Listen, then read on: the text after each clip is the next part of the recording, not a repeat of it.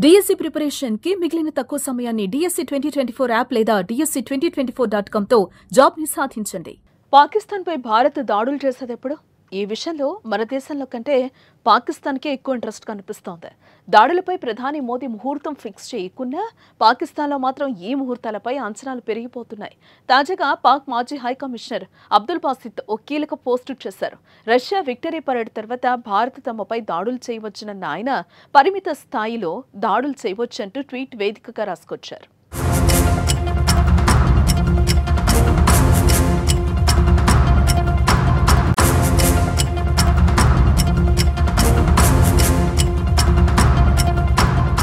పహల్గాంలో జరిగిన ఉగ్రదాడికి ప్రతీకారంగా పాకిస్తాన్పై భారత్ దాడులకు దిగుతోందని ఆ దేశ మాజీ హై కమిషనర్ అబ్దుల్ బాసిత్ అభిప్రాయపడ్డారు.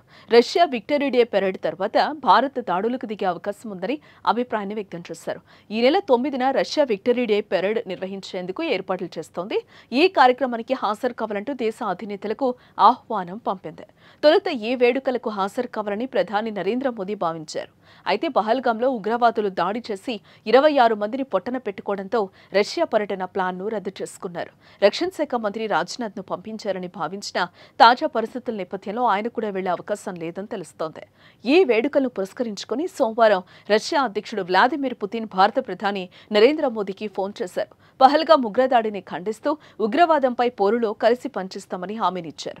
ఈ పరిణామాల నేపథ్యంలో రష్యాతో పాటు భారత్లోనూ పాక్ రాయబారిగా పనిచేసిన అబ్దుల్ బాసిత్ పాక్ భారత్ మధ్య యుద్ధం జరిగే డేట్ను ఫిక్స్ చేశారు.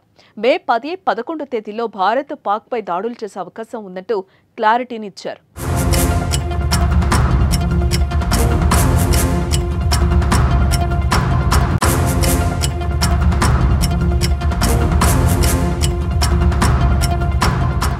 ఇకపోతే ఇప్పటికే పాక్ ప్రధాని రక్షణ మంత్రితో పాటు పలువురు మంత్రులు ఇదే పాట పాడుతున్నారు.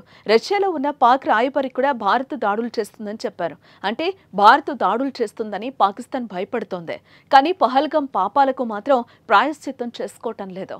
పహల్గాం దాడులతో తమకు సంబంధం లేదంటూనే భారత్పై దాడి చేస్తామంటూ ప్రగల్భాలు పలుకుతున్నారు పాక్ నేతలు. ఈ పరిస్థితుల్లో దాడులకు ముహూర్తం ఏంటో పాక్ మాజీ హై కమిషనర్ చెప్పడం ప్రాధాన్యం సంతరించుకుంది.